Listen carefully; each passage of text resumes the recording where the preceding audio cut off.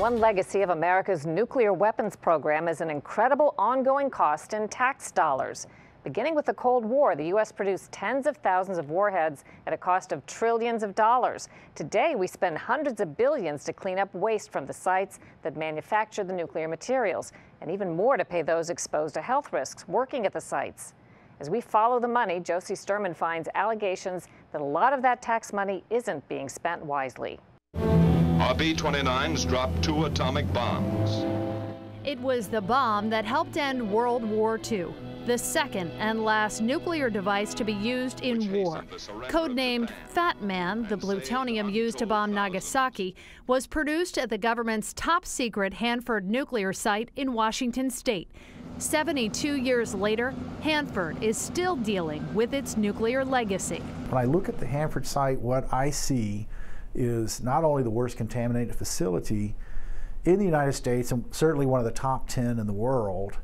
I see a threat to humans for thousands of years into the future. Tom Carpenter is an attorney and advocate for a group that supports workers at the Hanford site. During the Cold War, at its height, Hanford had 9 nuclear reactors and 5 plutonium plants and produced the material for most of the 60,000 weapons built for the U.S. nuclear arsenal. In the 1980s, at the end of the Cold War, weapons production stopped and a massive cleanup began. For every tiny little speck of plutonium that they made at Hanford, there was a ton, literally, of very hot chemical waste left over. That leftover amounted to 53 million gallons of high-level radioactive waste and a huge cost. You're missing opportunities to save billions and billions of dollars.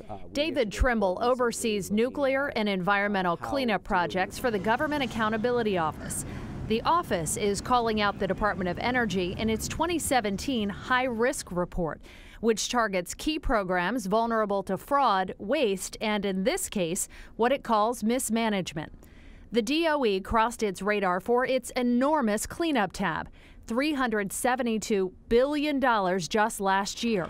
Half of that specifically to the cleanup of nuclear waste at Hanford and at the Savannah River site in South Carolina.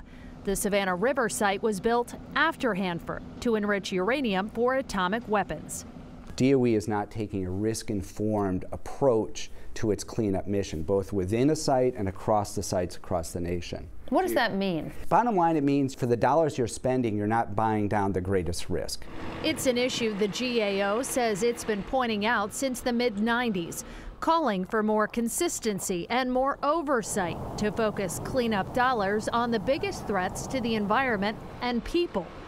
Other government reports put out in 2016 highlight worker safety concerns first addressed in a damning 2014 report conducted by experts on behalf of the Department of Energy itself.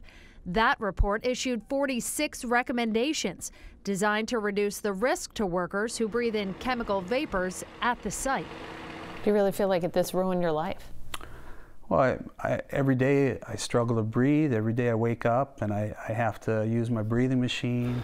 Seth Ellingsworth claims he got sick after breathing in what experts describe as an unidentified chemical cloud, something the government has struggled to control and doesn't have the capability or tools to test for at the site. Every worker out there should know the risks and should know what they're breathing in. They should know everything about these chemicals. And there shouldn't be any question as to what it'll do to us, you know. Since 2001, workers at Hanford have filed nearly 29,000 claims with a special federal compensation fund overseen by the Department of Labor. Fewer than half of those were successful and received any payment. But the amount paid even in those cases amounted to $1.3 billion for medical bills and compensation. That's related solely to Hanford. And that money doesn't come from the contracting firms being paid billions to clean up the waste. The $1.3 billion is being paid by taxpayers. I think to the government, at least to some bureaucrats in the D.C. area, you know, Hanford's just an expensive curiosity. But the work will continue for decades at Hanford and other sites across the country. And so will the mounting costs. The GAO is calling for the Department of Energy to better manage the cleanup process so Congress can make better decisions about where to spend taxpayer dollars. Everyone needs to take a hard look at their operations and look for opportunities to do things smarter, better, quicker, cheaper. And so this is certainly an area where there's great opportunity for that given the dollars we're talking about.